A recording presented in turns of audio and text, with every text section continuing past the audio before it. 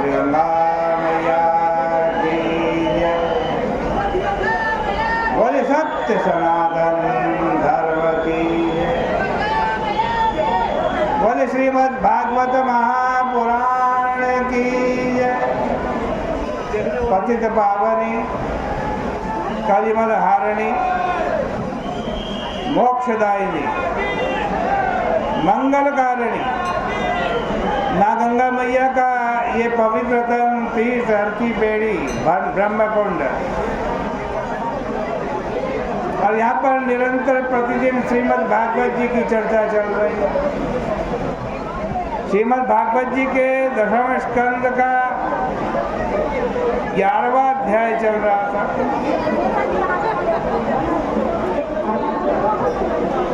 अब भगवान वृंदावन में आए।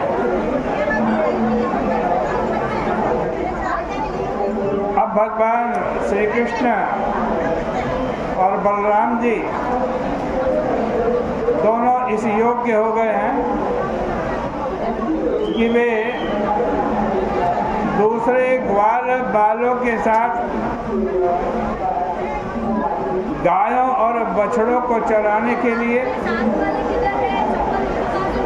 आसपास के जंगलों में जाने लगे। वे कहीं बांसुरी बजावें, कहीं ढोलक पीटे,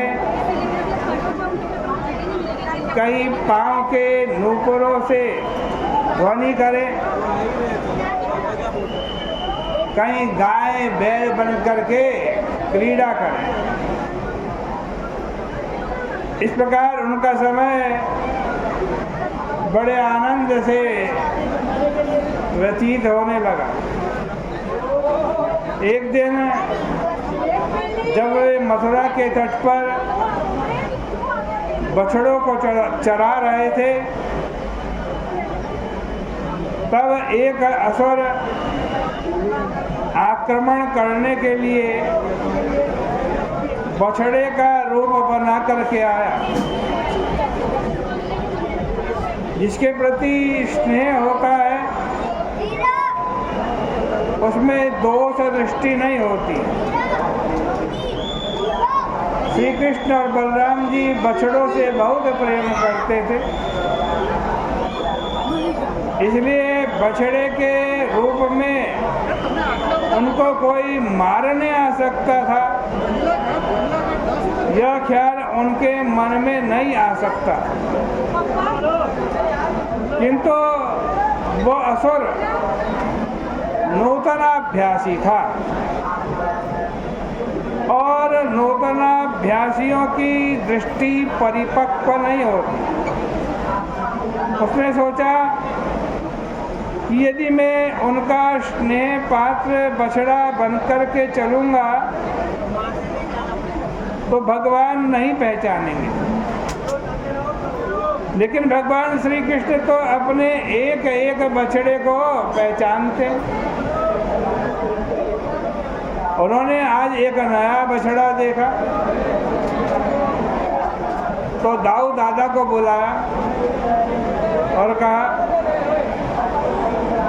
ये कोई नया बछड़ा हमारे बछड़ों में आ गया है। आहा, यह कितना सुंदर है। देखो, जब असुर कपट करके आया तो भगवान ने भी उसके साथ कपट किया, क्योंकि भगवान की यह प्रतिज्ञा है कि ये यथा माम प्रपद्यन्ते तांस्तथैव भजाम्यहम्। जो जिस भाव से मेरा भजन करता है मैं उसी रूप भाव में उसको प्राप्त हो जाता हूँ।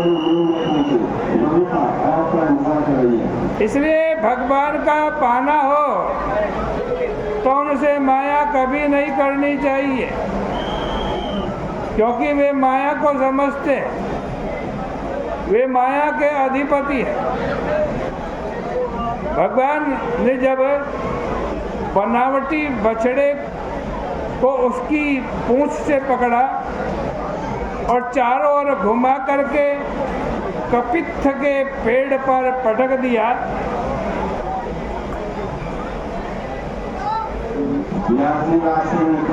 और वो गिर करके मर गया। सब बालक इकट्ठे हुए और उन्होंने देखा कि अरे ये तो असुर था।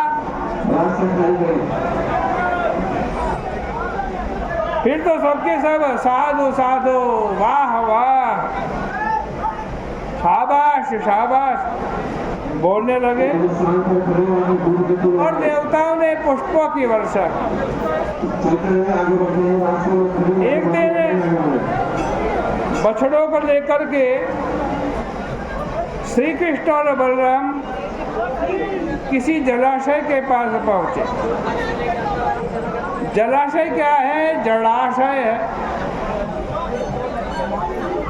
वहां उन लोगों ने देखा एक महासत्व बैठा है। सत्व तो ठीक है, लेकिन उसके साथ महाविशेषण ठीक नहीं है। अब आप ही बताओ, राष्ट्र बड़ा है या महाराष्ट्र बड़ा है?